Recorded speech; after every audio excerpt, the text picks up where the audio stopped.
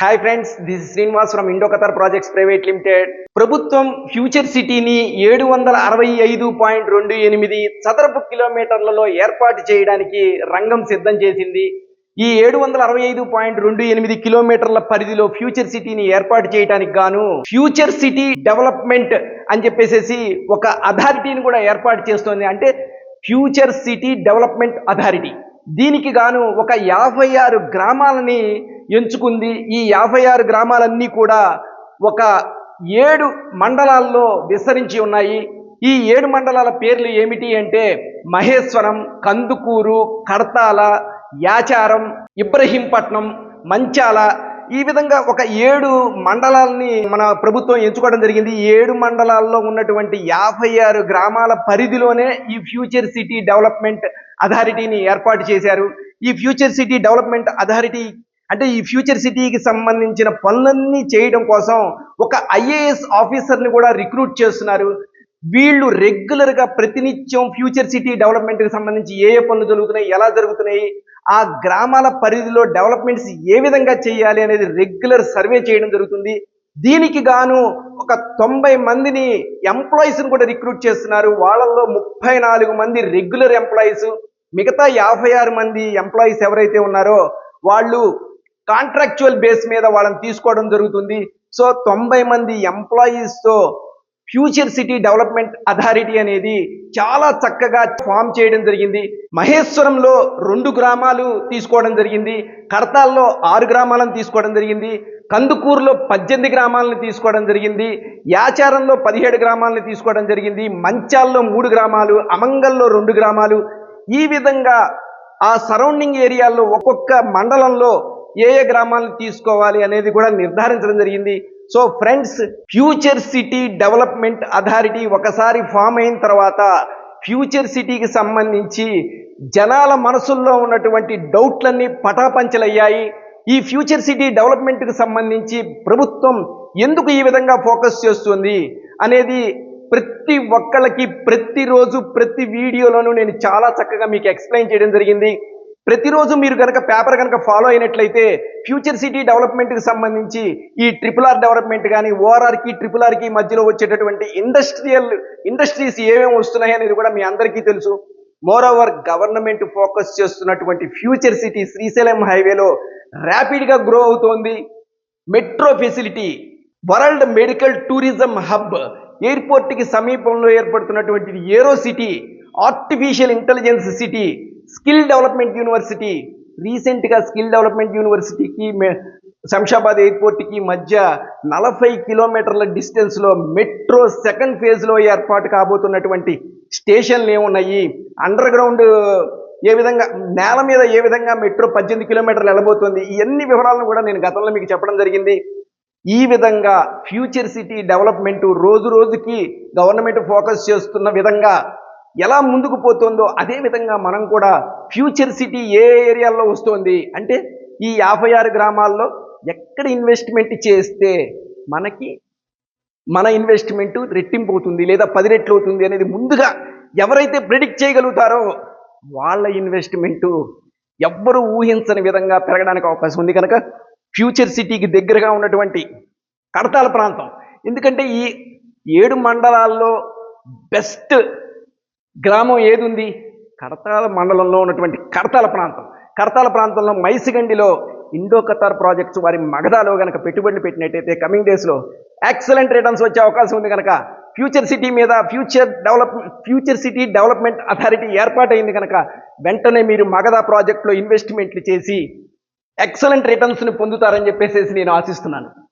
ఈ విధంగా future city development అథారిటీని ఏర్పాటు చేయడం వలన గవర్నమెంట్ ఫ్యూచర్ సిటీ మీద ఏ విధంగా ఫోకస్ చేస్తుందన్న విషయం మనకు అందరికీ క్లియర్గా అర్థమవుతుంది. మోర్ ఓవర్ ఇంకొక ఇంపార్టెంట్ విషయం ఏంటంటే హైదరాబాద్, సికింద్రాబాద్, సైబరాబాద్ ఈ నగరాల సరసన ఫ్యూచర్ సిటీని కొత్తగా ఫామ్ చేయబోతున్నటువంటి ఫ్యూచర్ సిటీని చేర్చాలి అని చెప్పేసి గవర్నమెంట్ దృఢ సంకల్పంతో ఉంది. దీనిలో భాగంగానే RRR విషయంలో ఎప్పటికప్పుడు కొత్త అడుగుల్ని వేస్తూ ఎప్పటికప్పుడు రెగ్యులర్ సర్వేలు అనేది చేయడం జరుగుతుంది. ఈ RRRకి మధ్య ఏ విధంగా డెవలప్మెంట్ చేయాలి, ఎలా చేయాలి అని చెప్పేసి ఎవ్రీ డే రివ్యూ అనేది జరుగుతుంది. ట్రిపుల్ కి ఓఆర్ఆర్ కి మధ్య ఉన్న మండలాలు ఏవైతే ఉన్నాయో మండలాల పరిధిని కూడా పెంచడం జరిగింది. ఈ రోజు వరకు కూడా హెచ్ఎండిఏ లిమిట్స్ ఎక్కడ దాకా ఉన్నాయి అంటే ఓన్లీ 7 జిల్లాలకే పరిమితమై ఉన్నాయి. ఈ హెచ్ఎండిఏ లిమిట్స్ లో ఉన్నటువంటి గ్రామాలు 1000 గ్రామాలు ఉన్నాయి, 70 మండలాలు ఉన్నాయి. ఇవన్నీ కూడా గవర్నమెంట్ రీసెంట్ గా చేసినటువంటి ప్రపోజల్లో హెచ్ఎండిఏ లిమిట్స్ ని RRR దాకా పెంచుతున్నామని చెప్పి మొదట చెప్పడం జరిగింది.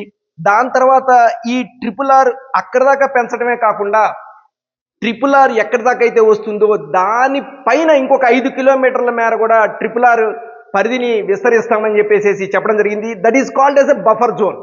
బఫర్ కింద అట్టి పెట్టుకోవడం జరిగింది. అదంతా కూడా హెచ్ఎండిఏ లిమిట్స్ కింద మేము ఎక్స్పాన్షన్ చేస్తామని చెప్పడం జరిగింది.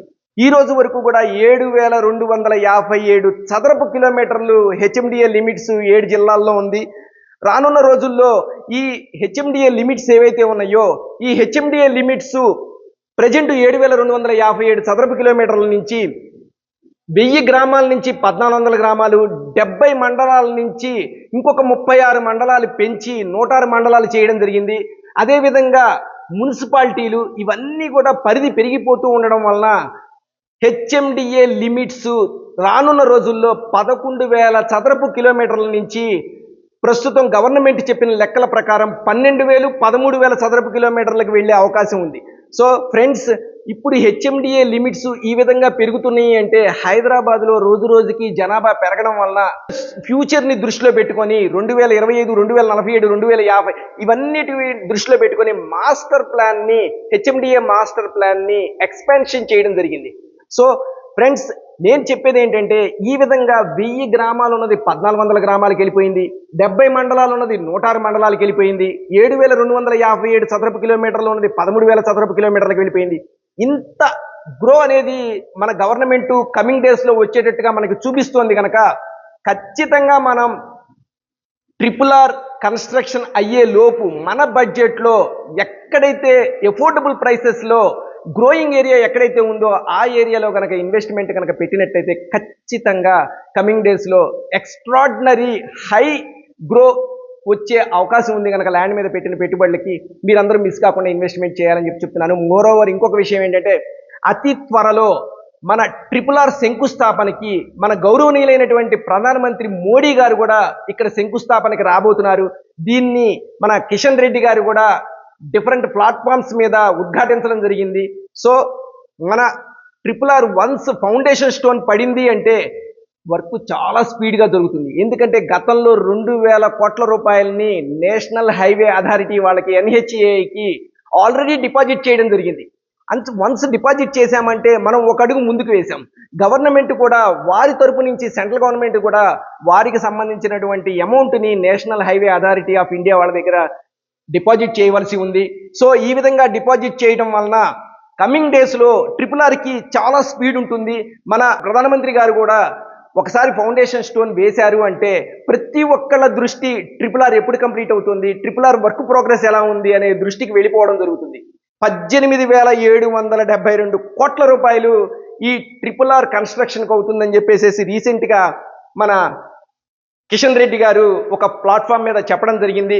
మోరోవర్ ఆయన 10 ఫ్లైఓవర్లని సిటీలో అతి త్వరలో హైదరాబాద్ సరౌండింగ్ మొత్తం కూడా డెవలప్మెంట్ అవుతుంది అనడానికి ఒక ముఖ్య కారణం ఫ్లైఓవర్లు విపరీతంగా కన్స్ట్రక్షన్ అవుతున్నాయి. 10 ఫ్లైఓవర్లు ఆల్మోస్ట్ చివరి స్టేజ్లో ఉన్నాయి. అవన్నీ కూడా లాంచింగ్కి సిద్ధంగా ఉన్నాయి. మన సెంట్రల్ మినిస్టర్ గారు అయినటువంటి నితిన్ గడ్కరీ గారు అతి త్వరలో మన హైదరాబాద్కి వచ్చి ఈ 10 ఫ్లైఓవర్లని రిబ్బన్ కట్ చేస్తారని కూడా ఆయన చెప్పడం జరిగింది. సో ఇన్ని డెవలప్మెంట్స్, ఇంత ఫాస్ట్ గ్రోత్ ఉంది కనుక ఫ్యూచర్ సిటీ కూడా ఖచ్చితంగా ఫామ్ అవుతుంది. ఇంకొక విషయాన్ని కూడా నేను మీకు చెప్పదలుచుకున్నాను. 300 కోట్ల రూపాయలతో ఏర్పాటు కాబోతున్నటువంటి రోడ్ ఏదైతే ఉందో ఆరాంఘర్ నుంచి శంషాబాద్ ఎయిర్పోర్ట్ వరకు ఏర్పాటు చేయబోతున్నటువంటి ఆ రోడ్ ఏదైతే ఉందో ఆ రోడ్డు సిగ్నల్ ఫ్రీ రోడ్ అవుతుంది. అంటే ఎయిర్పోర్ట్కి ఎవరైతే వెళ్ళదలుచుకున్నారో వాళ్ళందరికీ కూడా ఎక్సలెంట్గా ఎటువంటి సిగ్నల్స్ లేకుండా ఎటువంటి ఆటంకాలు లేకుండా ఎయిర్పోర్ట్కి చేరుకోవడానికి ఎక్కువ అవకాశం ఉంది. ఆల్రెడీ గతంలో నేను ఒక విషయాన్ని మీకు చెప్పాను. ఎగ్జిట్ నెంబర్ 13 నుంచి స్కిల్ డెవలప్మెంట్ యూనివర్సిటీ అంటే ఎగ్జిట్ నెంబర్ 13 నుంచి 300 ఫీట్ల గ్రీన్ ఫీల్డ్ రోడ్లని ఏర్పాటు చేయబోతున్నామని గతంలో చెప్పడం జరిగింది. సో గ్రీన్ ఫీల్డ్ రోడ్లు ఏవైతే ఉన్నాయో ఆ గ్రీన్ ఫీల్డ్ రోడ్లకి అటు ఇటు కూడా బఫర్ రోడ్లను కూడా కొంత వదిలిపెట్టడం జరుగుతుంది. సో ఈ డెవలప్మెంట్ అనేది ఫ్యూచర్ సిటీ ఎక్కడైతే ఉందో, స్కిల్ డెవలప్మెంట్ యూనివర్సిటీ అనేది ఫ్యూచర్ సిటీలో ఉంది. ఫ్యూచర్ సిటీ వరకు ఈ విధమైన డెవలప్మెంట్ ఉంటుంది కనుక రోడ్లు, మౌలిక వసతులు ఏవైతే ఉన్నాయో, మౌలిక వసతులు ఎప్పుడైతే ఏర్పాటు అవుతాయో ఆటోమేటిక్గా ఆ ఏరియా, సరౌండింగ్ ఏరియా మొత్తం డెవలప్ అవుతుంది. అంటే శ్రీశైలం హైవే, నాగార్జున సాగర్ హైవే ఈ రెండు ప్రాంతాల మధ్య మాత్రమే 30,000 ఎకరాల్లో ఫ్యూచర్ సిటీ డెవలప్మెంట్ చేస్తామని చెప్పేసి గవర్నమెంట్ చెప్పడం జరిగింది. సో ఆటోమేటిక్గా ఈ రెండు ప్రాంతాల మధ్య ఉన్నటువంటి 7 మండలాలు ఏవైతే ఉన్నాయో, ఇందాక నేను మీకు చెప్పినట్టుగా 7 మండలాలు, 56 గ్రామ పంచాయతీలు ఏవైతే ఉన్నాయో, ఇవన్నీ కూడా చాలా డెవలప్మెంట్ అవడానికి ఎక్కువ అవకాశం ఉంది. ఇంకొక విషయాన్ని కూడా నేను మీకు చెప్పదలుచుకున్నాను. 7 జిల్లాల నుంచి 11 జిల్లాలకు విస్తరించడం వలన హెచ్ఎండిఏ లిమిట్స్, ఆ మధ్య గ్యాప్ ఏదైతే ఉందో, ఆ ఏరియాలు ఏవైతే కొత్తగా డెవలప్ అవుతున్నాయో ఆ ఏరియాలన్నింటిలో కూడా శాటిలైట్ టౌన్షిప్స్ రావడానికి ఎక్కువ అవకాశం ఉంది. గతంలో గవర్నమెంట్ కూడా ఒక ప్రపోజల్ అనేది పెట్టడం జరిగింది. శాటిలైట్ టౌన్షిప్స్ని మేము ఏ విధంగా అభివృద్ధి చేస్తామని. అంటే ఓఆర్ఆర్కి ట్రిపుల్ ఆర్కి మధ్య ఉన్న ప్రాంతం స్పీడ్గా డెవలప్ కావాలి అంటే ఖచ్చితంగా మనకి శాటిలైట్ టౌన్షిప్స్ అనేది రావాల్సి ఉంది. ఆల్రెడీ గవర్నమెంట్ ఎష్యూరెన్స్ కూడా ఇవ్వడం జరిగింది గతంలో, శాటిలైట్ టౌన్షిప్స్ని మేము ఏర్పాటు చేస్తాము అని. సో ఈ విధంగా 7 జిల్లాల వరకు ఇప్పటి వరకు హెచ్ఎండిఏ లిమిట్ అయి ఉన్నాయి. ఆ లిమిట్స్ క్రాస్ చేసి ఇప్పుడు ఇంకొక 4 జిల్లాలను కూడా యాడ్ చేయడం జరిగింది. అంటే నేను ఇప్పుడు ఏదే విధంగా చెప్పానో, 1000 గ్రామాలు కాస్త గ్రామ పంచాయతీలు కాస్త 1400 గ్రామ పంచాయతీలు అవుతున్నాయి, 70 మండలాలు కాస్త 106 మండలాలు అవుతున్నాయి. నేను ఏ విధంగా చెప్పానో ఈ అన్ని ఏరియాల్లోనూ శాటిలైట్ టౌన్షిప్స్ రావడం వలన అక్కడ జనాలు నివసించడానికి అనుకూలమైన వాతావరణం ఉంటుంది.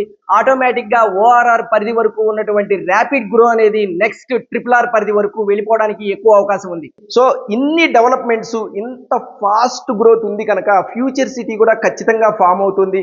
ఫ్యూచర్ సిటీ ఫామ్ అవుతుంది కనుక మనం ఈ ఫ్యూచర్ సిటీ ఫామ్ అయ్యేటటువంటి ఏరియాలు ఏవైతే ఉన్నాయో ఆ సరౌండింగ్ ఏరియా ఏదైతే ఉందో, ఫ్యూచర్ సిటీ ఫామ్ అవుతుందో ఆ సరౌండింగ్ ఏరియా ఏదైతే ఉందో శ్రీశైలం హైవేలోని కడతాల ప్రాంతం అయితే ఎక్సలెంట్గా ఇన్వెస్ట్మెంట్కి ఆపర్చునిటీ ఉంది. అలాంటి ప్రాంతంలో ఇన్వెస్ట్మెంట్ చేస్తే హై గ్రోత్ అనేది రావడానికి ఎక్కువ అవకాశం ఉంది కనుక మీ అందరికీ మరొక్కసారి నేను చెబుతుంది ఏంటంటే, కడతాల ప్రాంతంలోని ఇండో ఖతార్ ప్రాజెక్ట్స్ వారి మగధాలో ఇన్వెస్ట్మెంట్ చేయండి. You will get very good returns. మరొక్కసారి మళ్ళీ నేను మీకు చెప్తున్నాను. Bye friends.